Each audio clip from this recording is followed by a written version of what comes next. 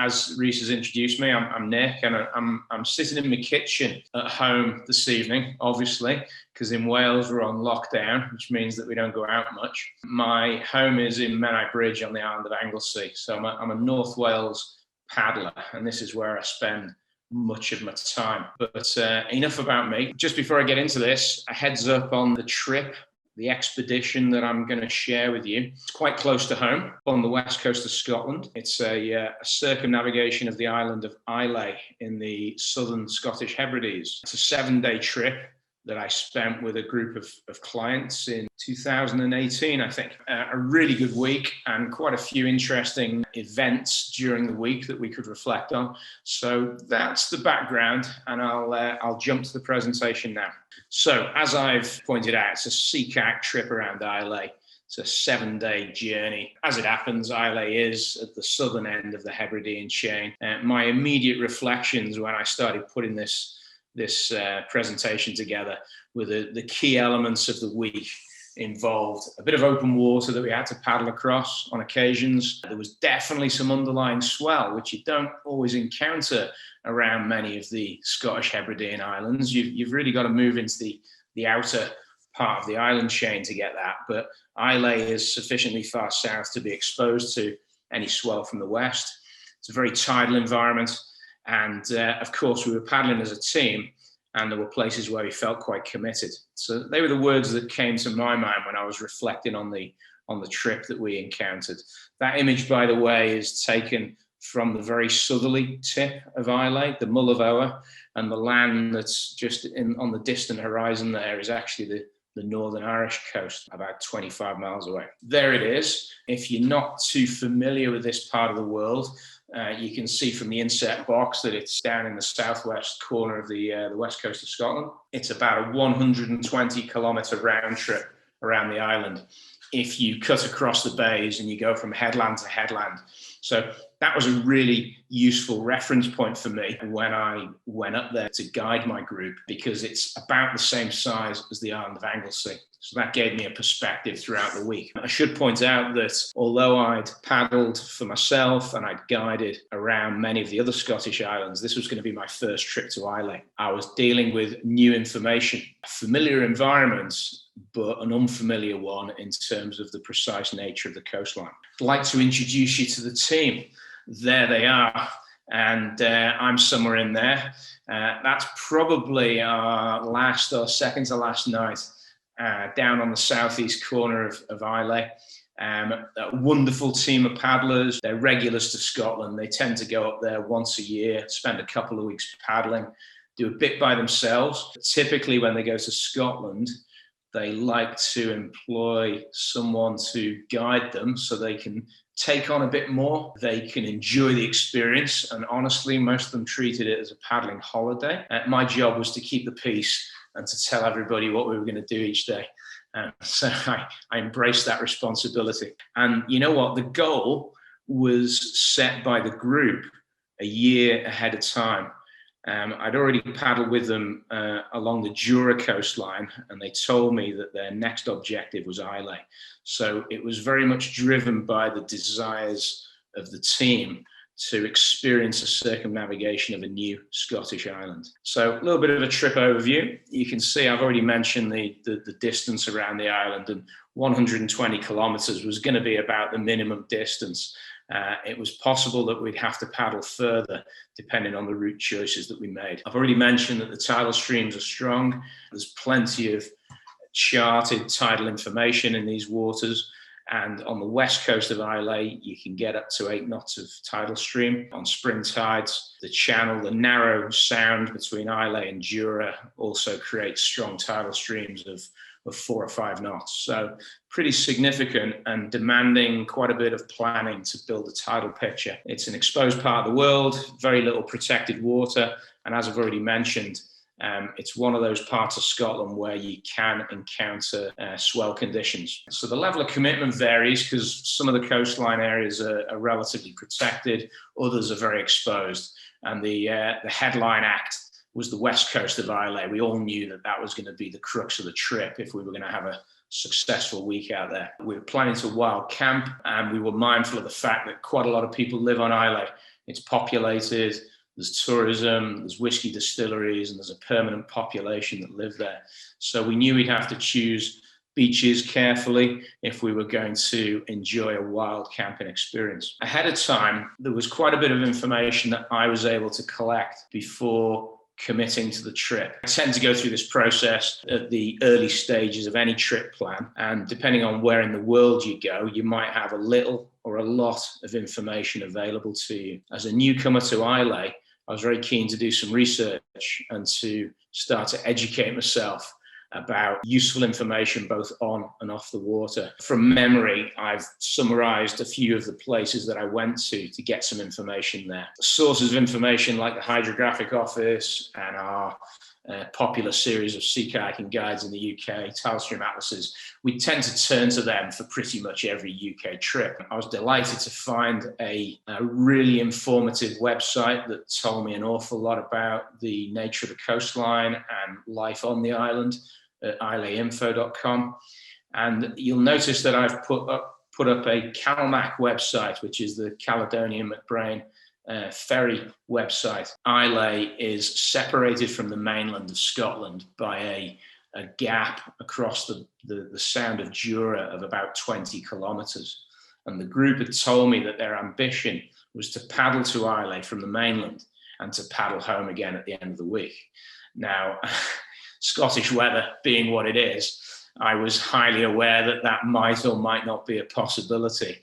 So I thought ahead of time it would be really useful for me to become an expert on the local ferry system and to know what our options would be at the start and the end of the trip.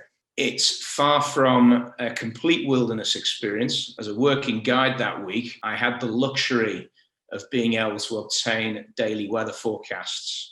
Generally, there was cell phone coverage around the island. And I knew that ahead of time, having done my research, that as long as I kept my devices powered up, I'd be able to get up-to-date weather information, which I was relieved about because it's quite a complex business paddling around Islay, probably one of the more committing Scottish islands to paddle around. And I knew that it would help my decision-making enormously if I could have up-to-date and current weather information at the start and the end of each paddling day. So there you go. A little bit of available information. I've titled it Thinking Time because a lot of this was done months before our planned trip date in July 2018. And a lot of it was done in anticipation of the fact that I'd have to make a lot of decisions during the week. There would be the need for me to respond to developments. I made sure that I'd created time for myself before the trip to get together the relatively static information that would help me with my decision making during that week. There was clearly a lot more to it than that, but those are the headlines that I can recall. We can all be mindful of the fact that when we commit to a week or more of sea kayaking in an unfamiliar environment in exposed conditions, it's going to create a lot of uncertainties. And we've got issues around people, the way people react in conditions and events that might arise. I could do as much planning and preparation as I liked, which is always a good idea, but I knew that I couldn't predict and anticipate everything that might happen during a week of sea kayaking with a relatively unfamiliar group of paddlers. Nevertheless, it looked like a fantastic opportunity for me to paddle around Islay as well. So I was very happy to agree to take on the job of being a guide for that week. All right, so my first uncertainty was answered as I drove north to Scotland. We'd arranged to start at a place called Moosedale on the mainland shore, just south tip of the island of Gigha. And the team were there ahead of me. I drove in that evening and I'd been paying very close attention to the weather forecast. And our first discussion that evening was about the feasibility of the 20-kilometre crossing from the mainland to Islay. I knew upon arrival that conditions were perfectly feasible for the group's ability. What I didn't know was their willingness and their commitment to take it on their first paddling day. So we had a pretty long discussion about that. I understood what the conditions would be like. What I needed to find out from the group was how the people were going to respond to that. There was 100% commitment to the project. They were quite surprised that I brought the subject up. They'd assumed that we were just going to get on the water the next day and get on with it. So I responded to their enthusiasm, and we made a plan to do a mini crossing to the south side of Gia, which didn't take us very long at all. We landed, we did all our personal admin before committing to what turned out to be a 4-hour crossing, and entirely uneventfully, we made it to the island of Islay. So it was one of those trips where at the end of the first day, we felt like we'd achieved a lot. Observant people amongst you will notice that it would have been possible to make a shorter crossing. Could very easily have gone to the island group just west of Gia. I could have reduced the crossing to a distance of a little over 10 kilometers. As a team, we agreed that we would go to the area further north, for the simple reason that we wanted to give ourselves freedom of choice to either head clockwise or anti-clockwise around the island. And the tidal picture on the second day involved a low water slack time at around 8 in the morning, which meant that we could have got on a fast flowing tide and gone north up the east side of Islay, or we could have paddled in much weaker tidal streams in a southwesterly direction. Departing the mainland, I had still not committed to the idea of which way we were going to go around the island. There was some wind forecast that week. I wanted to get the absolute latest weather forecast before we committed to a direction of travel, because we figured it would be a pretty important decision. It was also really useful to see how the group responded by spending that much time in their boats. We anticipated that we might have to do something similar on the west coast of Islay. So for those reasons, we did that. And one further reason was wrapped up in the availability of truly wild areas on Islay. The place we camped was pretty wild, next to a bothy, which we didn't use. We were able to camp in an isolated area, which I really appreciated. The group were able to enjoy the wilderness sensation of being on a Scottish island. Let's jump ahead to day 2. And in case you're wondering, I'm not going to take you through every day of the week. I just want to highlight the 3 or 4 days that were most eventful. You'll discover that it was the first 4 days of the trip. Everything got pretty mellow after that. So here we go. We woke up good and early on day 2, and I'd gone to bed that night pretty convinced that we were going to go up the east side of the island, that we were going to head north, and we were going to get to the most northerly point of Islay at the end of the second day. During breakfast, I had a change of mind. My conviction shifted to the notion that it would be a great idea to head south. Now, honestly, I'm sharing this with you because it's not as if I had a moment of epiphany and I realized that this was the only way to do it. It wasn't quite a flip of the coin, but it wasn't an obvious decision. And I realized I was getting burdened by uncertainty. So instead of searching for a perfect solution, I weighed up the pros and cons of each approach. And I recognized that our third day, if we were able to get to the southernmost tip of Islay, our third day could be the crux of the trip, and we could get through some of the most committing areas in the light winds that were forecast for day 3. So I weighed it up and I said to the team, do you know what? Let's get on and head south. And they were very happy to do that. You can see on the slide that I've suggested also there was a dilemma, and if I can share that with you. As you follow the coastline south and then southwest towards the area of Islay called the Ower, you arrive at one of the larger towns on Islay. It's called Port Ellen, and it's in the southeast facing bay, just at the neck of the peninsula there. It's quite an established town. It's a ferry port, and there's some magnificent beaches which would be excellent for camping on. The problem, of course, is that you're right in amongst the town, and with a team of about 8 visiting paddlers, I didn't feel great about that. I wasn't sure that we would earn a welcome on the town beach. And I also was pretty sure that the team wouldn't feel that it was the wilderness experience they were looking for. The next available beaches were at the very southerly tip of the island. You can see from the image in the bottom right corner, it's a pretty magnificent place, but it is exposed to swell. So we were paying close attention to swell patterns and forecast wind direction, and we pushed on and we made the decision to land at the south-facing beach. It was necessary to be a little bit careful landing. There was some swell, but everybody could avoid catching a wave. And we landed on that beach in the image, and it was, I would say, probably the highlight camp of the week, because we recognized that there'd be many, many days of the year when you couldn't camp there very easily.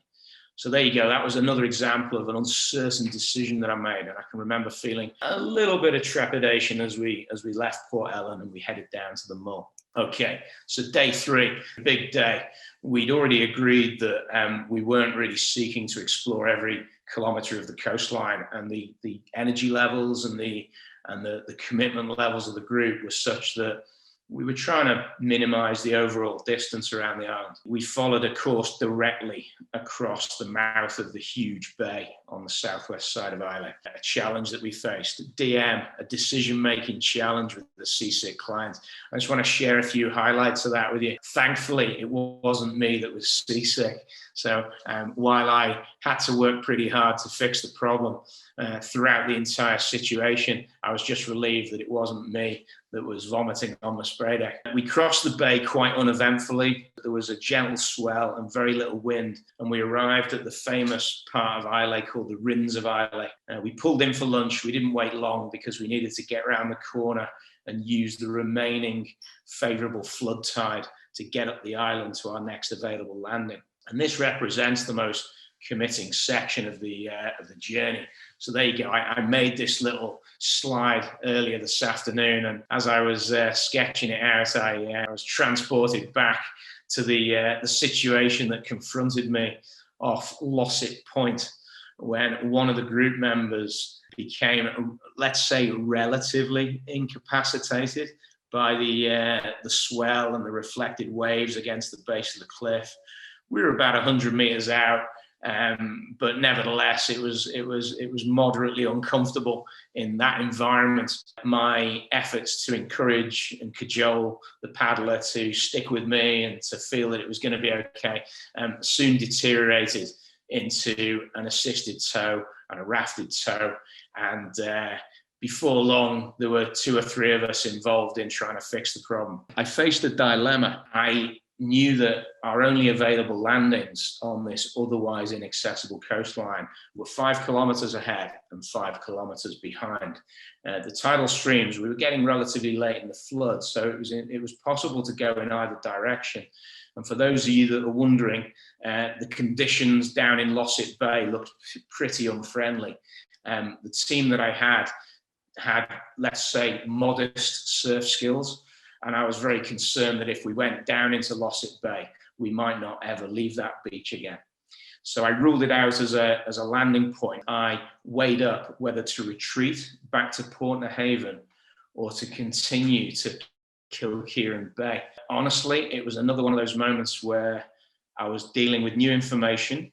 I didn't have all the knowledge required because I didn't know how my client was going to respond over the remaining hour that we needed to be on the water. I knew that the situation was going to change if the conditions developed. And I was also predicting that my client was going to deteriorate. But what I couldn't do was immediately get them off the water. We continued. We headed north. If the incident had occurred earlier in the day, I wouldn't have hesitated to remain or to return to Portnahaven. But because it occurred in the vicinity of Losset Point, and because I had a relatively equal distance on a light wind day to get my suffering client off the water, I elected to continue. Completed the rafted tow. Everybody got involved. Once we were within 1 kilometre of the beach, a shore-based party went ahead to ensure that we could land through the small surf without too much trouble. And everybody worked together. It was a great bonding exercise, although the seasick client didn't quite appreciate the value of that outcome. Let's just say they were absolutely delighted to have their feet on the sand again. And that evening when I reflected on it, it's far from the first time that I've had to deal with such a set of circumstances, but it kind of got my attention because I was in an unfamiliar part of the world. I hadn't paddled in this place before. While I was able to apply from my experience expectations about what would happen during the solving of the problem, and while I could read the conditions reasonably well, there was still quite a degree of uncertainty And it was one of those moments where I knew it was important for me not to seek perfect solutions, but to recognize acceptable outcomes and then commit to them. It was also pretty time sensitive because we couldn't afford to spend long sitting around off the headland. My client was deteriorating. The group were beginning to feel uncomfortable about the situation, and we needed to make tangible progress towards the landing point. So anyway, we headed north. One additional reason that I made that decision, it was rooted in the overall objectives for the week. I had a feeling that the momentum of the group and the ability of the team to commit to the west-facing coast of Islay might have diminished a little bit if we'd retreated to Portnahaven.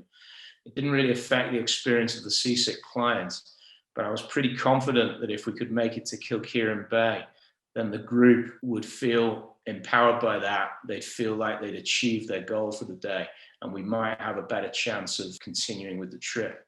I was fearful that we might grind to a halt at Portnahaven. So as it happens, we made the beach. Everything was fine. There's a much longer story around the client. Let's just say that she decided to go hiking for a couple of days after that experience, and then rejoined us at the north end of the island and paddled back to the mainland with us. So if we jump to day 4, this was another eventful day for me. Everybody coped very well, but everybody was feeling that they were in conditions that were relatively new to them and getting somewhere towards the edge of their comfort zone. For the simple reason that the underlying swell had built a little in the night. We had a slightly stronger wind, which was from the northwest. So we were faced with a slight headwind, slightly across our course. And the flooding tide was creating wind against tide conditions off the various headlands. This 20 kilometers of no landing zones up the west coast of Islay was clearly the most committing section of the trip. Those 2 little red circles on the map represented the only places we could find where it was possible to land. For me, reflecting on the day as a decision-making set of challenges, what was really interesting to me is that rather like in my Anglesey waters, the sea state would change and develop. It would increase and reduce at different stages of the coastline, sometimes because of the focused nature of the tidal stream off the headlands, and sometimes because of the changing water depth.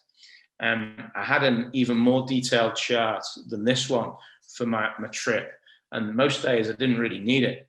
But on this particular day, we were able to shape a course north that took us away from shallower areas where the waves were getting steeper and less comfortable.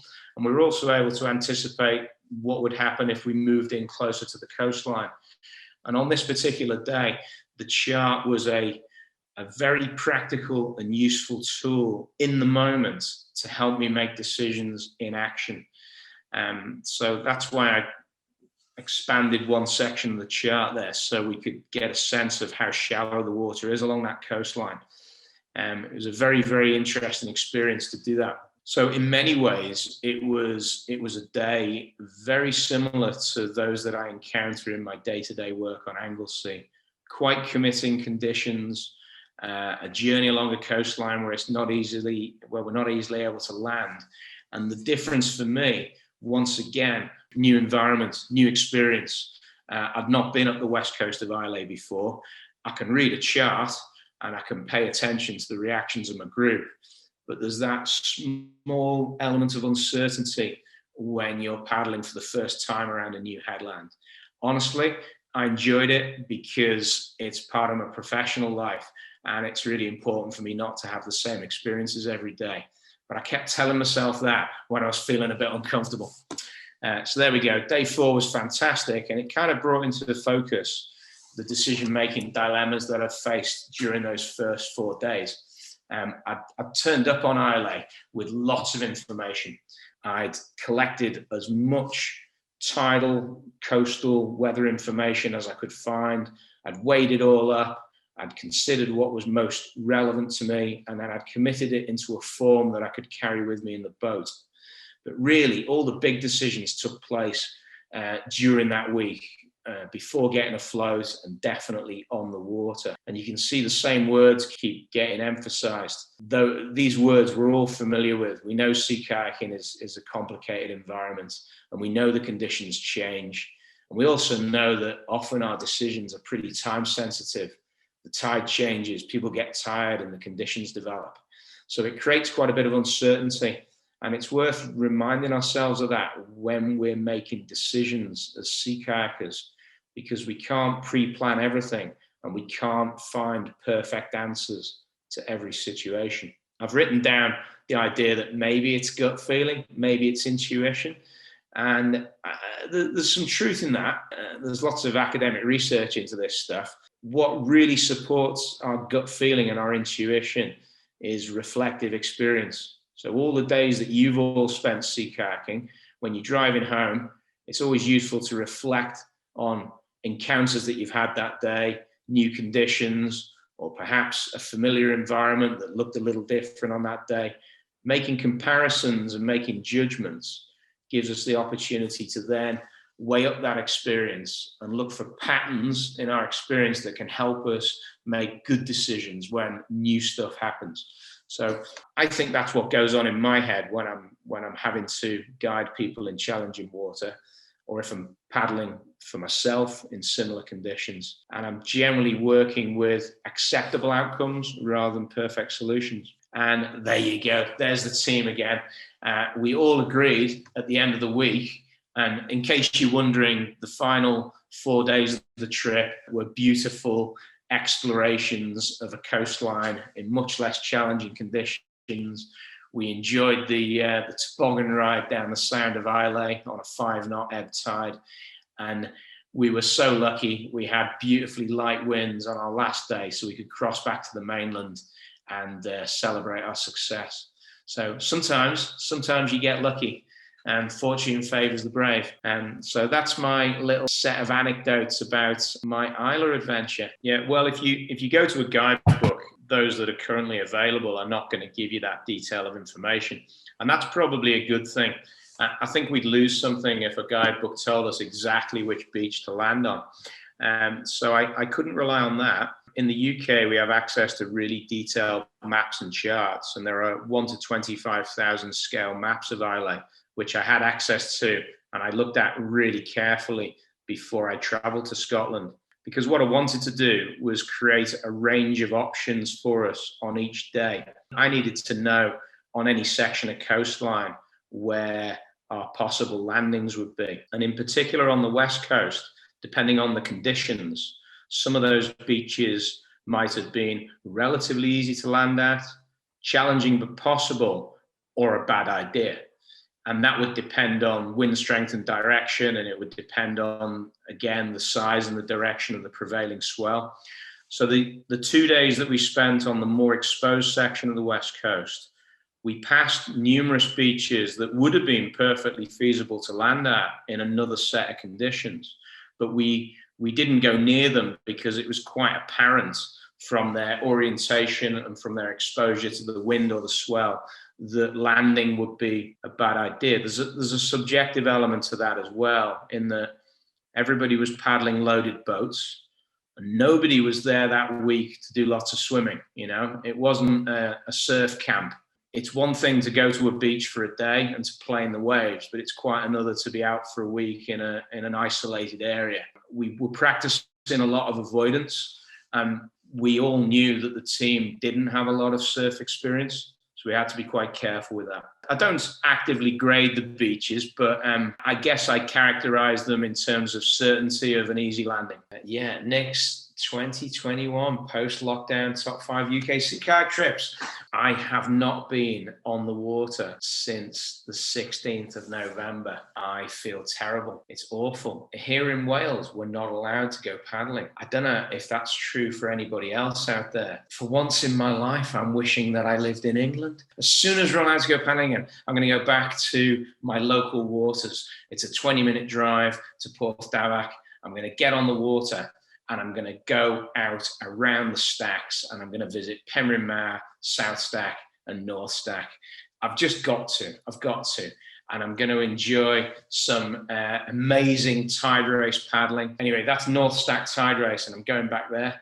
But the thing to remember about the stacks is that you could have a flat water paddle underneath the most amazing cliffs on the same day. We could launch on the south side and hit up all the tide races, or you could launch on the north side, and with some cunning timing and route choice, you could thread your way through this amazing rock architecture without ever getting a wave over your spray deck. So I'm going back there, and I'm going to go back to Bardsey Island because it's a pilgrimage in North Wales. You've got to go there. It's the closest we get to Pembrokeshire, because let's be honest, the best sea kayaking in Wales is in Pembrokeshire. But when I go to Bardsey, I kind of feel like I'm halfway there. I went there last year. I went there with Kelly, and we snuck it in between lockdowns. It was just the most amazing trip.